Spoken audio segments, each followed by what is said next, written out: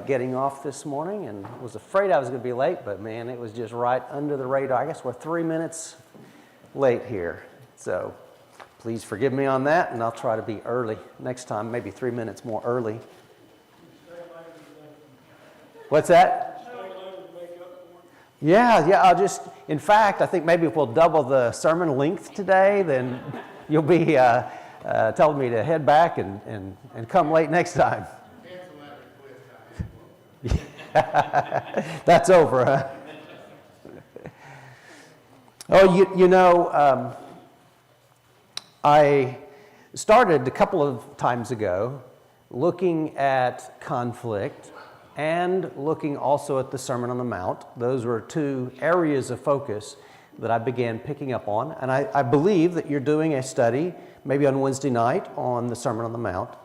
So my hope is that that would give some talking points to that study, and maybe even if you don't buy everything I'm saying, at least it gives you a chance to kind of wrestle with that sermon a little bit. So that's what that's about. And I'm going to do a little pause on that today. And the reason is because of the time of the year. So as we are concluding a year and stepping into beginning a year, it's just a lot of stuff going on in our lives that's not just what's happening now, but also our whole past seems to come together at this end of year time, beginning of a new year, new start, that sort of a thing. So the focus I've got this morning is to try to share with you something that I've found very, very helpful when it comes to listening to people who are struggling through loss and difficulties.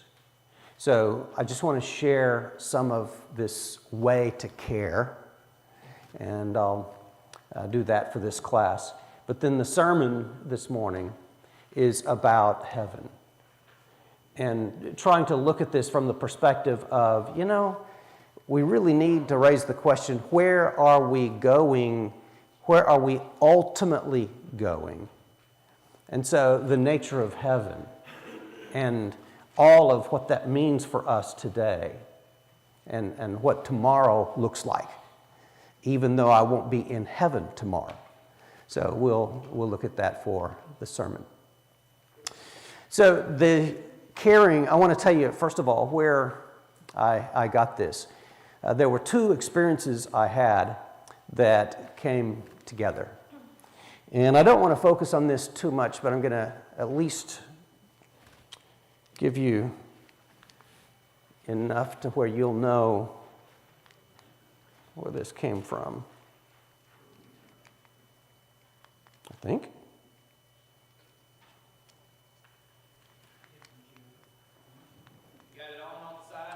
Yes, sir. Yeah, showing green, but I'm not seeing any action. There you go. Now, did you do that for me? One time. Okay. There you go. Okay. So I'm not asking you to read all of this, but I just would say that when you look at this, automatically trauma, tragic accident, this sort of a thing. And the young lady who was in this vehicle was a young lady that was on her way home after visiting with her mother about her wedding. And so she was killed, and her future mother-in-law was also killed. It was a horrible, tragic situation. So let's just back up to the opening of the slide, if you would. There we go. So you've got the image, the situation. I thought that I was going to be doing a wedding sermon for this lady. And instead, it was a double funeral for this lady. I was struggling with this, and the community I was in was about 1,100 people. And there were about 800 people who showed up for the funeral. But that day, I went And I was just there by myself, trying to get emotionally ready for that experience of doing this message. And I knew her well, so this was a friend as well. So as I was struggling with this, I was in the high school auditorium, which is where the service was going to be held. And I was working through my own emotions by myself when I heard somebody cough. And as I heard this individual cough, I looked up and I saw up in the stands a man that I knew. And he had his wife at home, presently dying of cancer. He knew, I knew, we were going to both be back there very soon. And he was struggling with her grieving on her deathbed as she was dying. And he was there just getting himself ready. When I saw him, something happened to me. I didn't know what I was going to say. I mean, you prepare, you pray, you do everything you can, but what do you do with a situation like this? What do you do with this? Well, when I saw him, there was something inside of me that broke down. I knew I was not emotionally able to do what I was about to try to do. And that moment didn't just break me down, it broke me through. And I realized something that made the difference when it came to caring for people and speaking at times when there are no words. And since that time, I've trained ministers to do horrible, traumatic funerals. So that was a key turning point for me. I could tell you more about that, but that's enough for now. The other experience was when I was getting up in the morning and I heard a loud noise. And things didn't feel right. Something was off. I was working in my office. I hear this loud noise. The loud noise was from about an hour away. And it was the Oklahoma City bombing.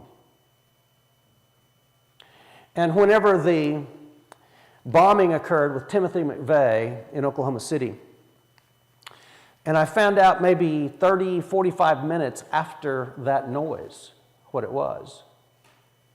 Within an hour and a half, I was at a hospital that was right next to that site. And so in the hospital, I was serving as a volunteer chaplain. We spent, it seemed like forever, but it was way more than 24 hours straight. I don't know how long it was. It may have been, physiologically, it was going to the point where no sleep for that long, and ministering to people and trying to care for people and interacting with people who are trying to find their loved ones, just finding out that they're not going to find their loved ones. Prank calls, believe it or not. I mean, the worst of people come out in these moments, just like the best of people comes out in these moments. But just a very taxing, emotional experience for as long as the physical body can stand it. And so at a certain point, it was clear that I was not going to continue, and the people I was working with were not going to continue, and we were leaving. And the FBI came in to us and said they wanted to put us through a debriefing process before we went back into what they called normal life. And so we went through a debriefing process. And they helped us to understand how to step into tomorrow and how to kind of deal with what's happening to us emotionally and physiologically through this level of trauma. And it was incredibly helpful. Well, through the years, those two experiences got merged together and they integrated. And so, insight that I had from that debriefing model and what they did, and my own personal insight from not only the one funeral I told you about, but unfortunately many others, particularly that one. As those two experiences came together, they produced for me a tool that I have used over and over and over again, and it's been very helpful. And I even did this at Harding whenever I was a professor there, and I had one of my students. We were at a preacher's retreat for any Bible majors. So we had, maybe 300 people there. It was more than just the Bible majors, all the faculty. And so we had our agenda, and one of my students over breakfast said, "Did you know that the World Trade Center was just hit and somebody just flew a plane into the Pentagon?" And this particular former student had a history of drug addiction. And I said, "I thought you got out of drugs." And he kind of laughed. He said, "Man, I'm serious." And I'll never forget the announcement when the dean of the Bible department stood up shortly after that student told me that and said, "You need to know something." And he said what had happened, what we knew at that time with 9/11. The strange thing to me was that once we did that, we went on with our agenda for the day. You should have seen the speakers trying to keep people's attention as they had a pre-planned speech that in a moment became totally irrelevant to everybody's existence. And it just struck me. I thought, and I talked with the Bible department. I said, this says we don't really understand ministry. Because ministry doesn't just put you in water that is below the neck. Sometimes, in fact, the most significant ministry we ever do is in water over our heads. And when a moment like this happens, let me tell you what you do. You throw everything away that you were going to say. Everything. And you embrace the same uncertainty that the people who are listening to you have. And you become one of them. And you speak out of that. That is where ministry is done. It's not where ministers are trained and they think they have these tools and mechanisms or whatever, perspectives, frameworks, and they do this work and they have competencies. And I can exegete these texts, I can do these, all these, I've got all these skills. No. Real ministry is when you can't fix the problem. And when the doctor walks out, you walk in. And you're not dependent on being able to fix the problem to care. Caring there is real ministry. Now, we don't even want to go there. We'd prefer to just avoid there. But that's a part of the ministry. Notice this, and I'll say this biblically and theologically, and then we'll get into giving you a tool.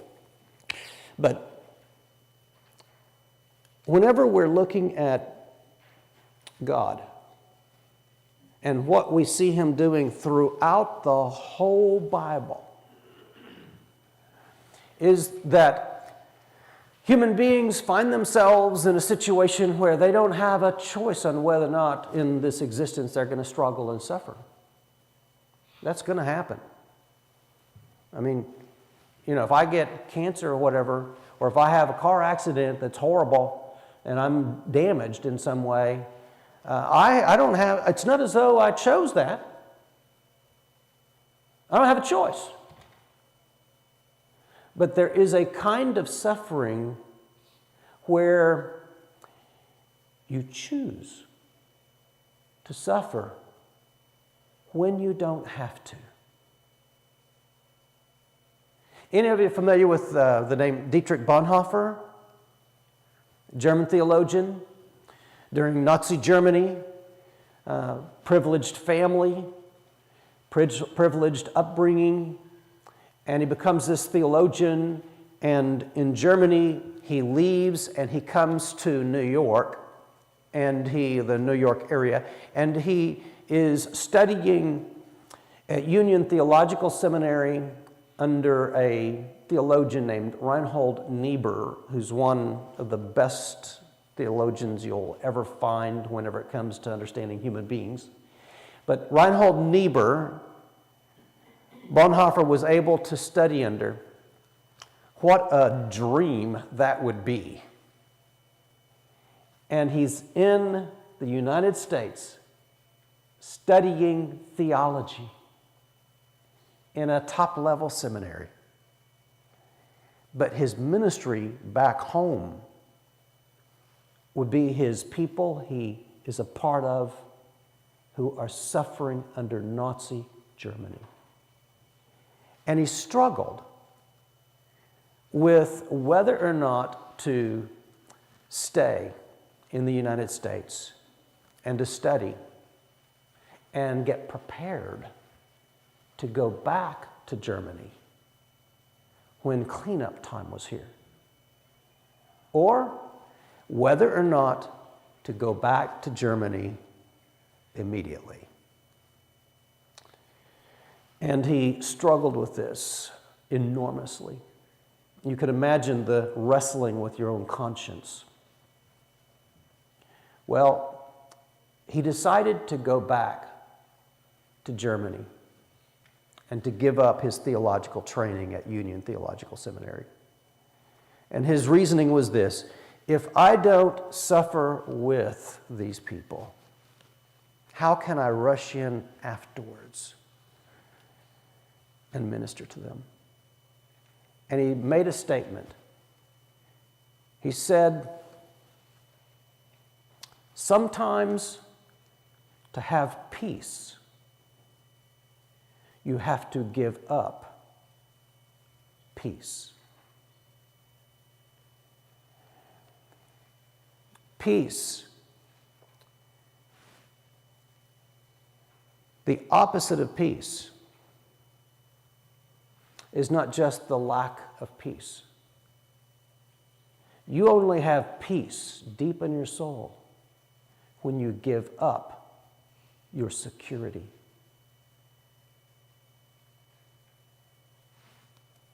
Peace for him was the opposite of security. He had peace in his soul when he knew he was stepping into the lack of peace other people had, and his conscience was at ease.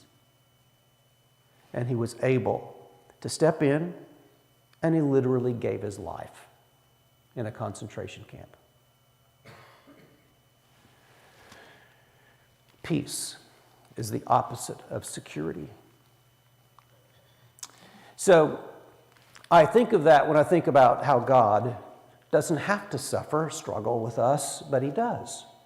And when we are becoming like God, we are also making that same choice. And when we could have a wonderful, happy, clappy day, we choose to share time with people that we know are going to absolutely break our heart because we're entering the world where their heart has been broken.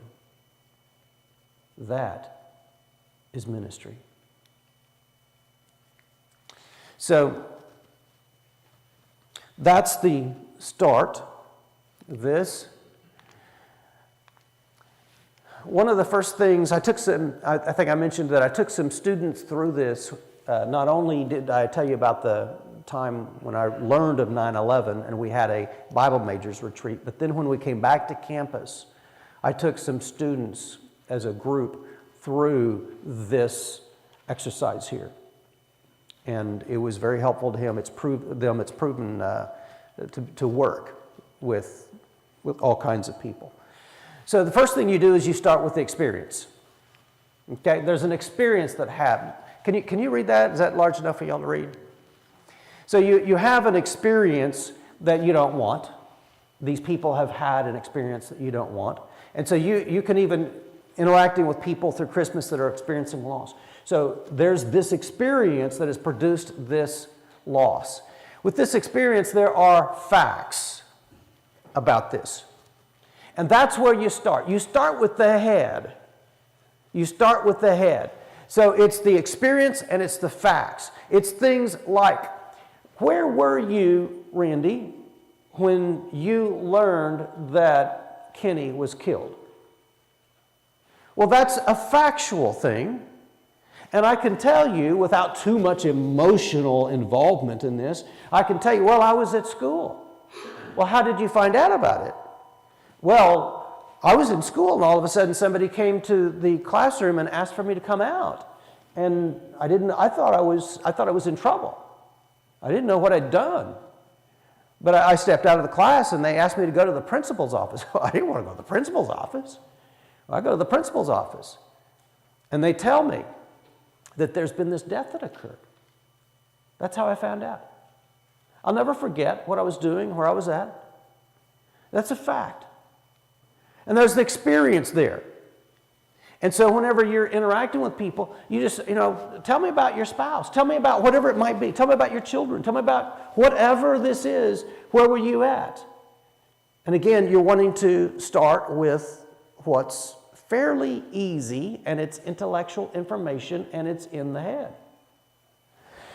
Well, once I begin talking about these facts, there is a natural connection between this fact and the emotional experience. Did you hear it when I told you one of my facts? I was in the classroom. They pulled me out. Somebody came to the door, asked me to come out of the room. I get out. They told me I needed to go to the principal's office. What did you hear next?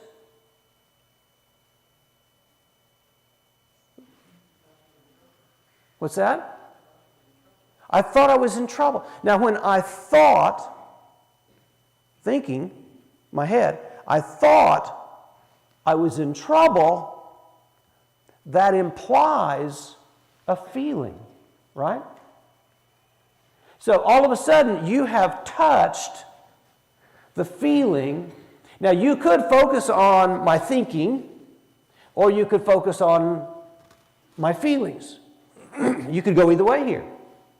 But I just want you to notice that it's very natural that whenever we remember these things, we naturally go right next door to our own feelings inside of our own heart.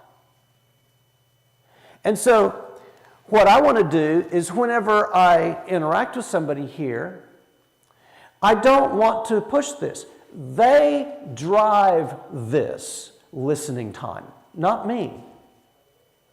If I'm going to listen to somebody's heart, I'm not going to tell their heart what to think or what to say or what to feel.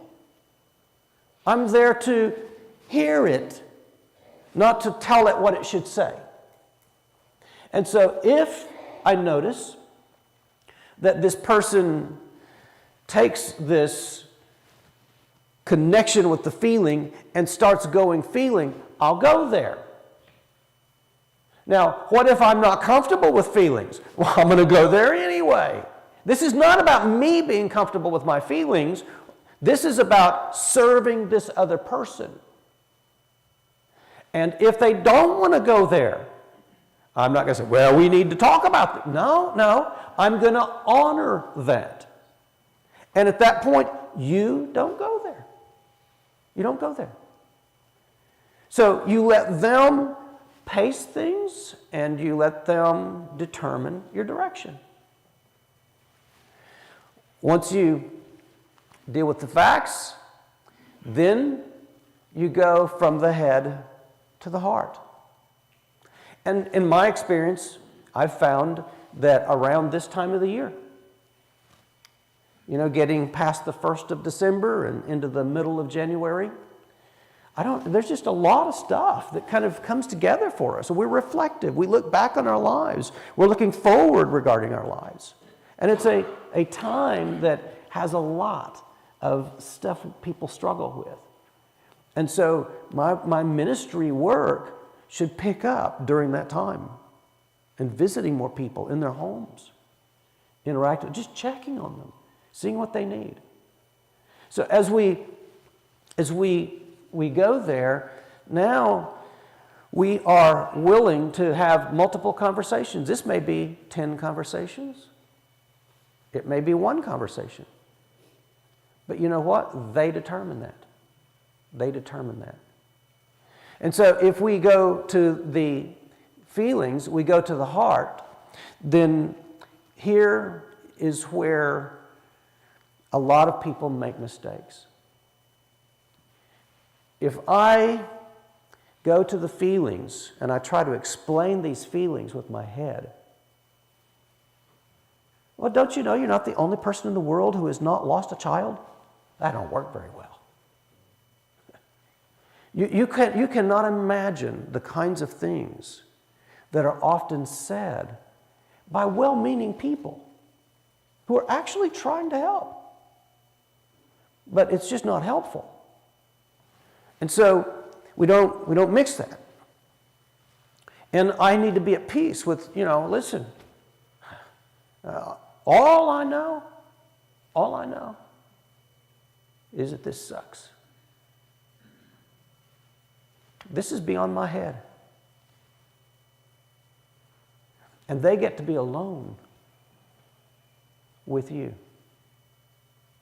It's enormously beneficial. So, as we get into this feeling thing, we don't want to stay in the head if they're taking us to the feeling. But also, here's one of the mistakes we make. We often try to make them feel better. If I were to put this on you and say, okay, listen, I lost my voice right before I preached this funeral. I thought, I had a wedding sermon. And now it's a double funeral. I've lost my voice, you do it. If you don't do it, nobody's going to do it. It's got to be done. You do it.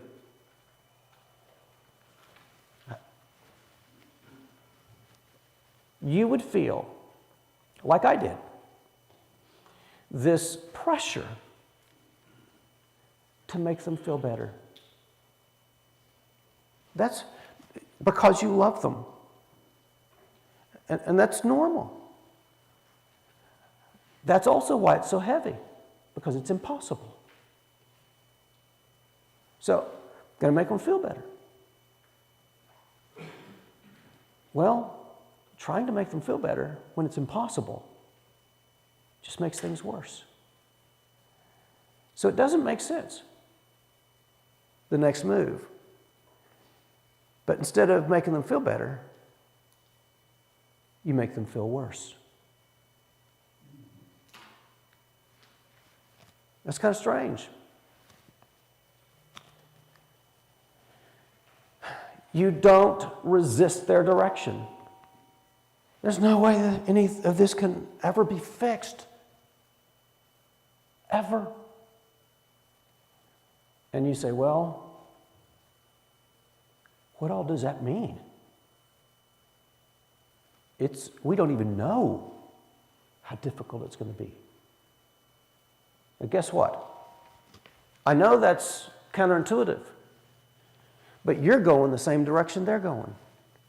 And the way you ride a horse is the direction it's going if you're going to turn it around. And it's also respecting the depth of mystery and emotional impact of some of our human experiences we share together. And so, this is a horrible analogy, but this is one that I had this experience and I thought, well, that's what it's like. Any of you ever, do we have any fishermen in here? Do we have any fishermen in here? Anybody like to catch catfish? Catfish, they're at the bottom of the river. And a lot of times you get that catfish and they get on that hook. And sometimes they take the bait and the hook. Whenever you get that catfish, you pull it in and that catfish has swallowed the hook. That catfish is going to die unless you get that hook out, and you can't always get it out.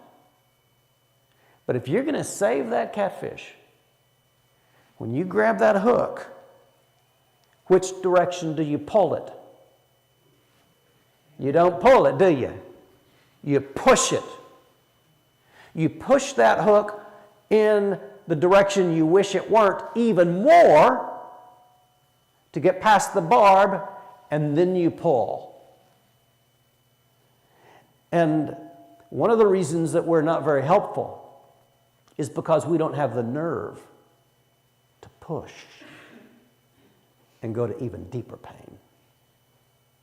Because of our belief that my job, if I'm a good Christian, is to make you feel better.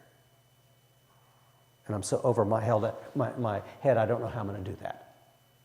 It's counterintuitive. And this is the turning point. This is where I look at this like it's a valley. And so I'm going and I'm hitting the bottom of the valley. And I am willing to go to whatever extent they give me. And it is a gift. They are allowing you to walk a sacred path with them. And whenever you hit the bottom, you say, I think it's worse than you think. Now, whenever I began speaking about this funeral, I had the message, and I got it just like that. But it was given to me. I didn't go get it, didn't prepare it. And my initial reflections were, I was not prepared for this moment.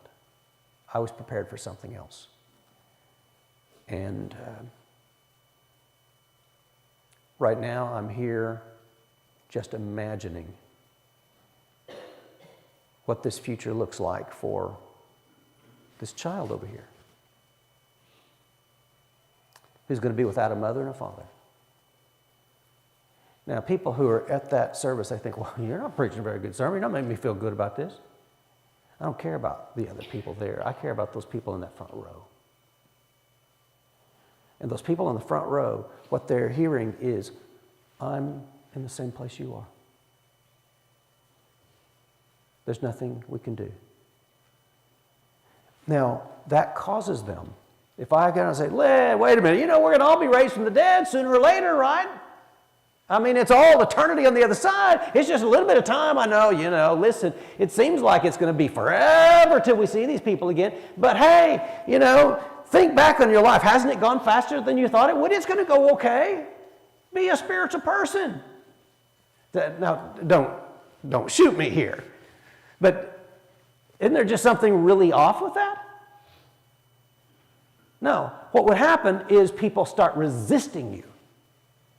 Well, if you push the hook in a little bit and you're willing to go even deeper than they are,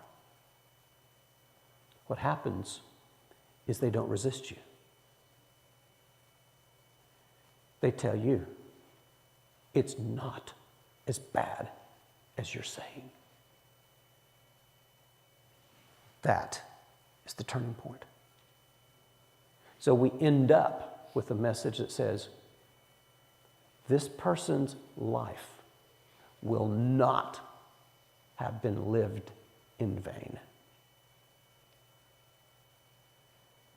There's some good we're going to all get out of this.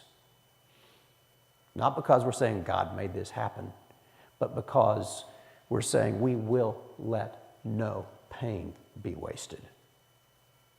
None. So, you stay there as long as people want to stay there. And this may be 4 or 5 visits, maybe 20. It may be 1, maybe none. Then, once we do that, we start moving to some feelings that are redefined. So, for example, the value of this person's life. They impacted me. I am a different person because of this person who's passed. I'm not the same because they lived. And their impact is not over. It's not over. Whenever I did some debriefing for the 9/11 deal, I'm looking at a group of Christians who have said all along, this world's not my home, I'm just passing through. They've said all along, our real security isn't in our national defense or the quality of our military. I'm not saying that's irrelevant, but that's not the deepest security we have. The deepest security we have is only provided by God and God alone. We've always said this world's broken. Why would we be surprised when it is broken? Well, it is. We weren't just delusional whenever we said, you can't predict what's going to happen and this world's dangerous and there's a reason for caution and, Well, all of a sudden now my feelings, they're going to be tied into a thinking, but it's a new thinking that's focused on meaning. Meaning. All therapy.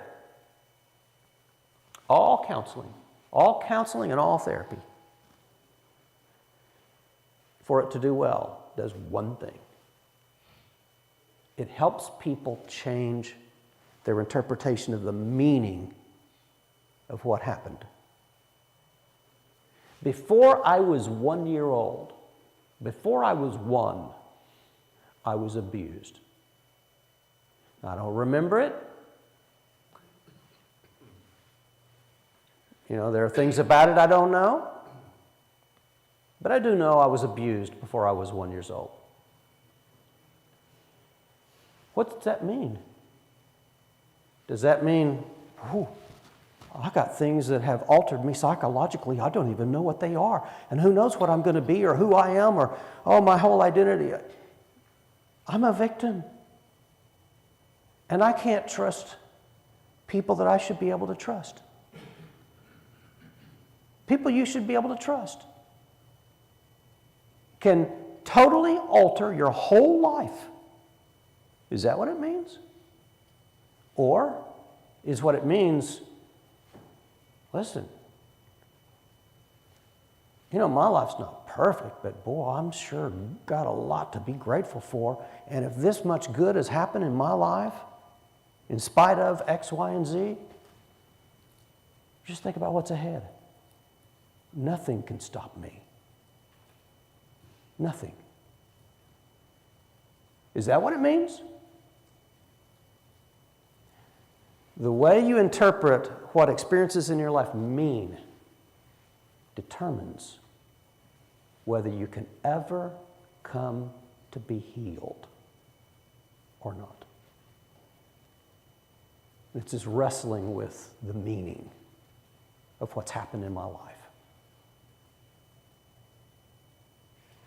And when counseling goes well, it's because we have been able to relearn, re-identify, and I would say from our Christian perspective, and place our struggles in a Christian context. Because everything we need is there. We've always believed that. Now, we're going to talk about heaven. I hope it's going to be exciting and positive in the sermon.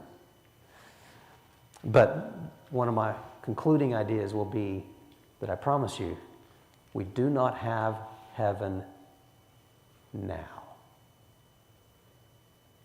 It is not now.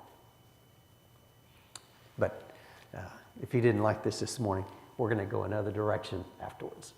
Let's pray together. Thank you for coming into our world of pain and difficulty, heartache, even at times, Lord, when we have thought you didn't. That you didn't care, that you weren't present. So much happens that's against your will. All of that ends up being somewhat of a mystery to us. But help us to trust you. We've always said you are God and we are not. Your ways are not ours and your thoughts are above ours. And we can't see what you see. We can't hear what you hear. Help us to trust so we can know the power of your healing grace. In Jesus' name we pray.